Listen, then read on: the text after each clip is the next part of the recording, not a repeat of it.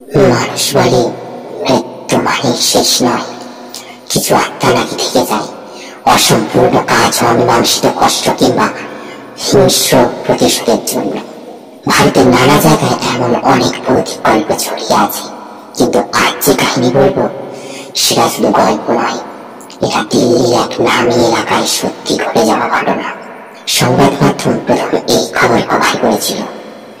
দিল্লির civil lines এলাকার একটি পুরনো বাংলো, রেড সামনে তৈরি, লাল ইটের বিশাল বাড়ি। বাইরে থেকে দেখলে সাধারণ লাগে, কিন্তু আশেপাশের মানুষ এটাকে ভূতের ঘর বলে ডাকত। 1980 সালের শেষের দিকে এক ধনী ব্যবসায়ী পরিবার এখানে থাকতে আসে।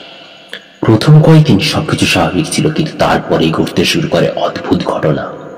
রাতের বেলা পরিবারের সদস্যরা শুনতেন কেউ যেন কাঠের সিঁড়ি বেয়ে উপরে উঠছে, অথচ দেখলে দেখা যেত না। ছোট ছেলে এক রাতে ঘুম থেকে উঠে চিৎকার করে বলেছিল, মা, ওখানে দাঁড়িয়ে আছে সাদা শাড়ি পরা এক আত্মা। শুরুতে পরিবার ভেবেছিল ছেলেটা হয়তো দুঃস্বপ্ন দেখেছে, কিন্তু একই ঘটনা একে একে সবার সাথেই ঘটতে শুরু করলো। এক রাতে ব্যবসায়ী স্পষ্ট দেখেন লম্বা চুল, সাদা শাড়ি, রক্তে ভেজা মুখের এক মহিলা তাদের শোয়ার ঘরে দাঁড়িয়ে আছে। তিনি চিৎকার করলে হঠাৎ মিলিয়ে যায়। কথা ছিল এই বাংলোতে ব্রিটিশ আমলে এক ভারতীয় দাসীকে নৃশংসভাবে হত্যা করা হয়েছিল, আর তার দেহ কবর না দিয়ে বাড়ির আঙিনায় ফেলে দেওয়া হয়েছিল। তারপর থেকে এই বাড়ি অশরীরী শক্তির কবলে পড়ে যায়। পরিবারের অবস্থা দিনে দিনে খারাপ হতে থাকে, ব্যবসায়ীর স্বাস্থ্য ভেঙে যায়, বাচ্চারা অসুস্থ হয়ে পড়ে। অবশেষে একদিন ভয়ঙ্কর ঘটনা ঘটে।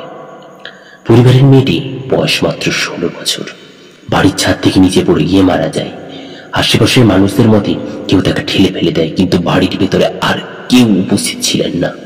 1993 সালে একাধিক সংবাদপত্রে এই খবর ছাপা হয়। Haunted house in Delhi civil lines শিরোনামে প্রতিবেদন বেরিয়েছিল। সাংবাদিকরা এসে সত্যি দেখেছিলেন বাড়িতে ঢুকলেই ভীষণ ঠান্ডা হাওয়া লাগে, দেওয়াল থেকে চাপা কান্নার শব্দ শোনা যায়। একজন সাংবাদিক দাবি করেন তিনি ভেতরে ঢুকে এক মহিলার ছায়া দেখতে পান, যেটা সোজা দেওয়ালের মধ্যে ঢুকে অদৃশ্য হয়ে যায়। আজ ওই বাংলো খালি পড়ে আছে, আশেপাশের মানুষ সেখানে যেতে ভয় পান। রাত নামলে বাড়ির চারপাশে কুকুরেরা হঠাৎ চিৎকার করে ওঠে।